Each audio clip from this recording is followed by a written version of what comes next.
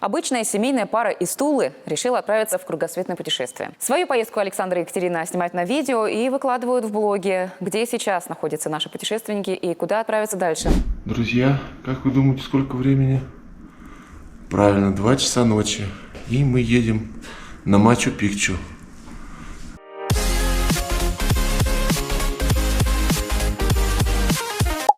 Около 2 часов мы ехали на автобусе и доехали до вокзала. Вот идем в сторону вокзала. Тут ночью прям активная торговля. Очень много продают средств от москитов. Странно, такой холод, какие-то москиты могут быть. Непонятно. Стали в очередь на поезд. Вот уже индейцы исполняют народные песни.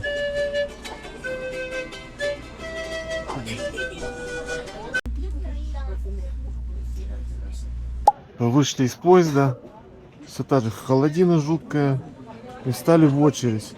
Но это очередь не за билетами, это очередь за талончиками, чтобы потом встать в другую очередь уже за билетами с этими талончиками. Вот здесь так все очень здорово организовано. Ждем опять. Ну, очередь была не очень долгой. Мы получили 100, номер талончика 100 и 101. И теперь с этими талончиками нужно вернуться в 3 часа дня, чтобы по этому талончику уже купить настоящие билеты. Вот такая система. Вот как выглядит Министерство культуры тут. И вот эта очередь, которая стоит за талончиками пока. В общем, талончики мы получили. В гостинице заселение с 12, время 6. И даже кофе попить невозможно, потому что на улице холод, а все заведения вот так вот они нараспашку. И внутри тоже очень холодно и не посидишь. Ну что мы будем делать 6 часов? Вообще непонятно.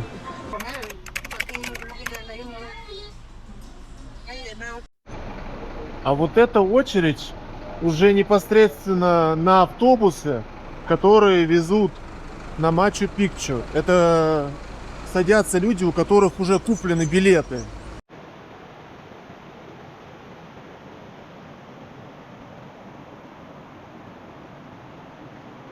Очередной рум-тур. На этот раз в городишке около Мачу-Пикчу. Такой у нас номер. Как всегда, без отопления. Просто гигантская кровать. Настоящий king size. Имитация камина.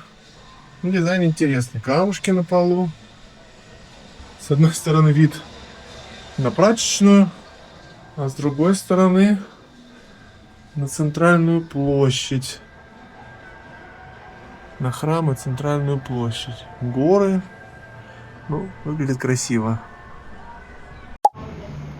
Зашли в один из самых популярных ресторанов этой местности. Ну, по крайней мере, по отзывам на Google Maps.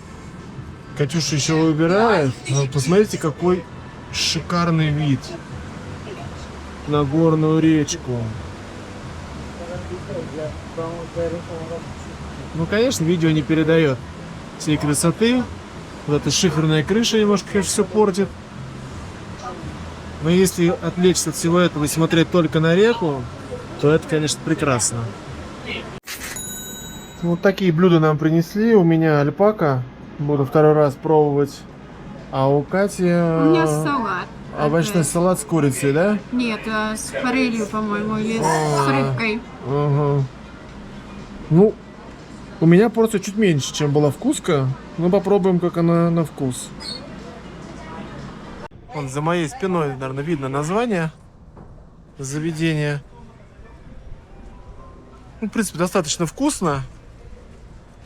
Но порции меньше, чем в Куско. Отдали столько же, но еле-еле наелись. Да, и по вкусу мне больше понравилось. Да, да.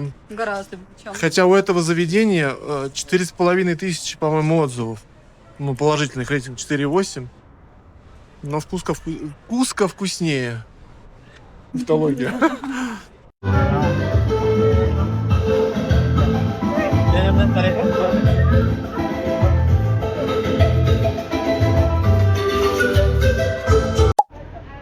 Вот собрались люди 15:00 начнут выкрикивать номера по порядку. Сначала от 1 до 150. И в соответствии с этими номерами люди будут выбирать маршруты и билеты. Ну, соответственно, оплачивать их. Людей все больше. 78, 79, 80. Вот наши счастливые номера. Уже 80-й пришли. Короче, мы прошли вовнутрь с нашими 100-м и 101 номером. Думали, счастье близко, но нет. Просто все эти люди, которые перед нами, 100 человек, они просто теперь сидят на стульчиках. Не на улице ждут, а теперь сидят на стульчиках. Есть вот такой монитор, который фиксирует проданные билеты, оставшиеся вакантные билеты, сколько было всего билетов.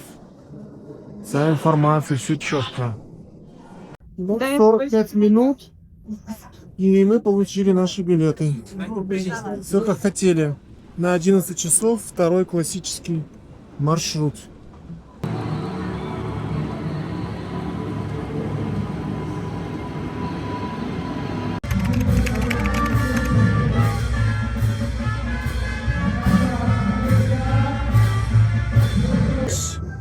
Sí, señores, que hay 7, hay 7. Es que van tocando mi mamá, ojo, cuidado. Urbanie Wechsel gdzieś tam. Hej, tutaj!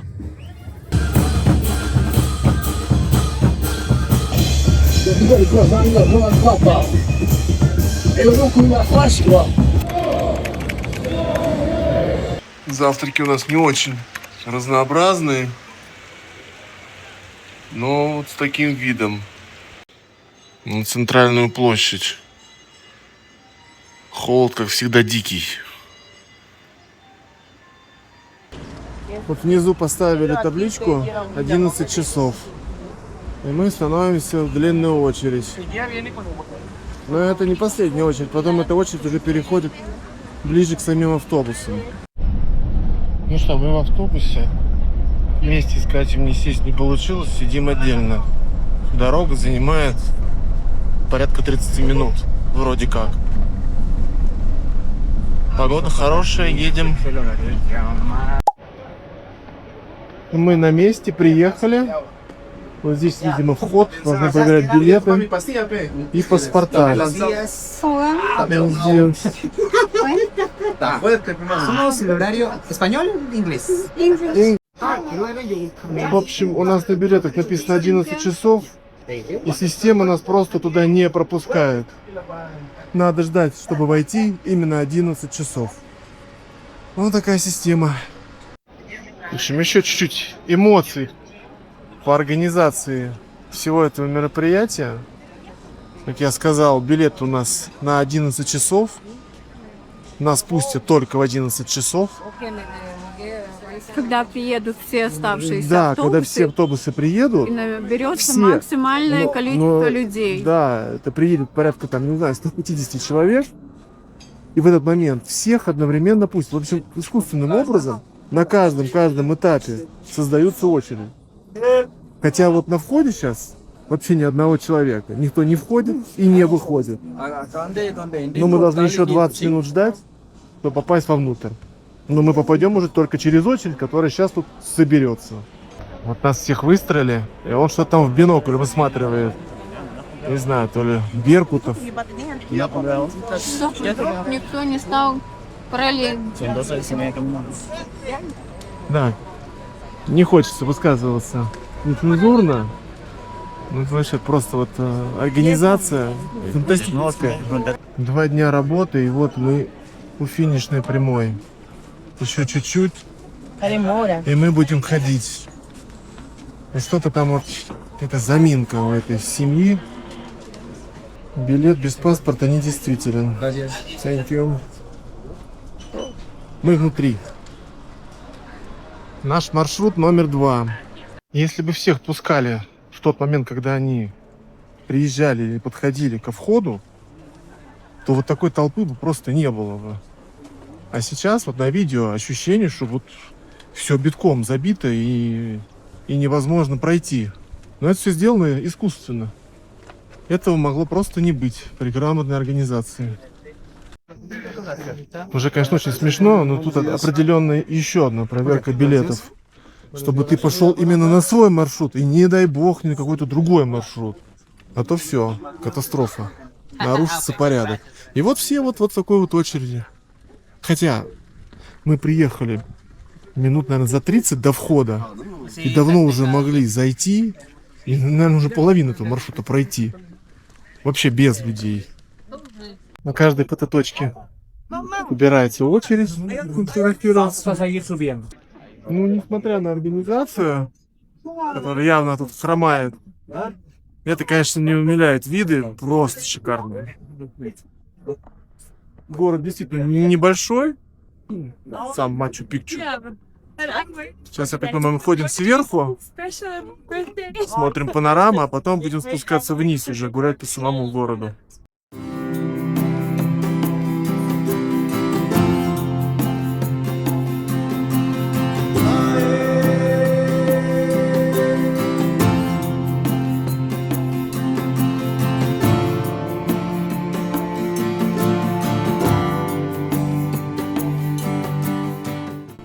Панорамные виды заканчиваются, и мы заходим непосредственно в город. Опять же, непонятно, почему они могли выбрать место на равнине, но все-таки выбрали высоту 2500 метров над уровнем моря для постройки своего города. Не могу, конечно, ошибаться, по-моему, это была отдельная резиденция короля, или как это называется, императора, вождя. А если посмотреть в другую сторону, то видно заснеженные вершины Анд. Конечно, опять на видео не очень видно.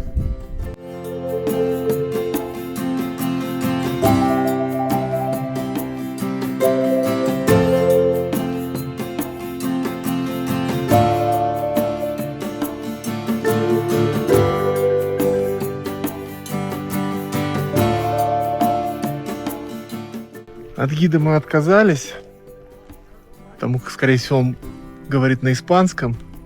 Но даже если бы он говорил на английском, мы все равно понимаем, дай бог, половину. Поэтому просто наслаждаемся вместе с вами Мачу-Пикчу.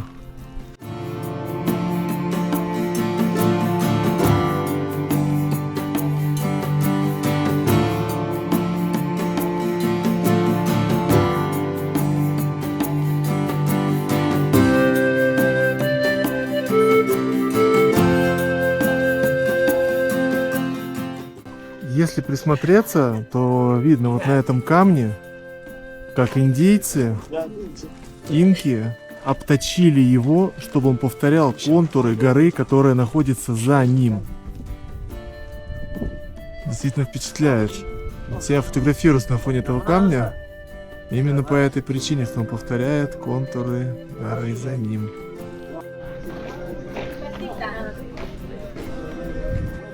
Вот почему-то в Мачу-Пикчу стены уже не так аккуратно выложены, камушек к камушку, как это сделано в столице, в Куско. Здесь как бы, ну так, тяп-ляп, на скорую руку. Вот опять кладка гигантских камней. Непонятно, как они их ворочали. Но опять же, здесь не очень аккуратно, не так, как в Куско.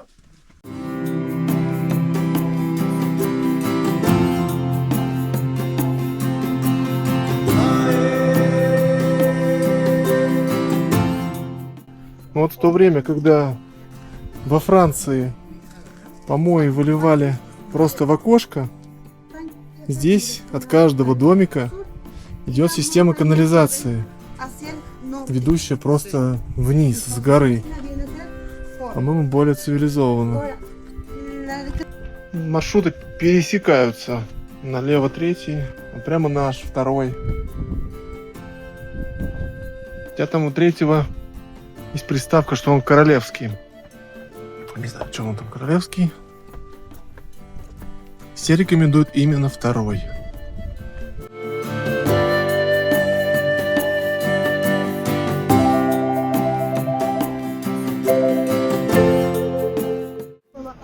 Ну, все, мы закончили, вышли.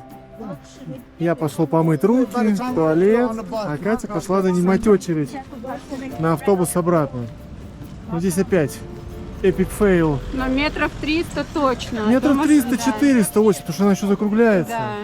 А все почему? Потому что все зашли одновременно и примерно одновременно все вышли. И теперь все, кто зашел, опять стоят в очереди. Очередь всегда очередь. И вы с этим ничего не можете сделать. Вот очередь начинается там вот под навесом, где знак автобуса. И вот там Катя стоит. Кстати, можно сэкономить и купить билет на автобус только в одну сторону, а назад пойти пешком по древней тропе инков. А вот маршрут. Ну что, мы едем обратно. Справедливости ради, надо сказать, что очередь большая, но до получаса заняло ожидание, и мы сели в автобус.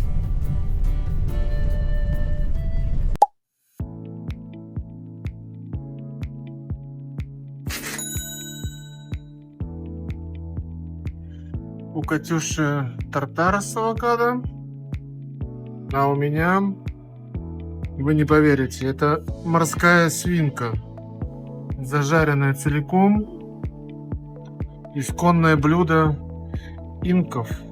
Будем пробовать. Thank you. Yes. Так оно выглядит. И пирожок с сыром эмпанадос. Чем-то напоминает курицу с небольшим привкусом. А вот такая мордашка и зубки. Катя от морской свинки отказалась, а я с ней справился. Осталась только голова. Достаточно вкусно, если не знать, кто это. Сам я еще не гуглил, но обязательно вам сейчас покажу, как она выглядела при жизни.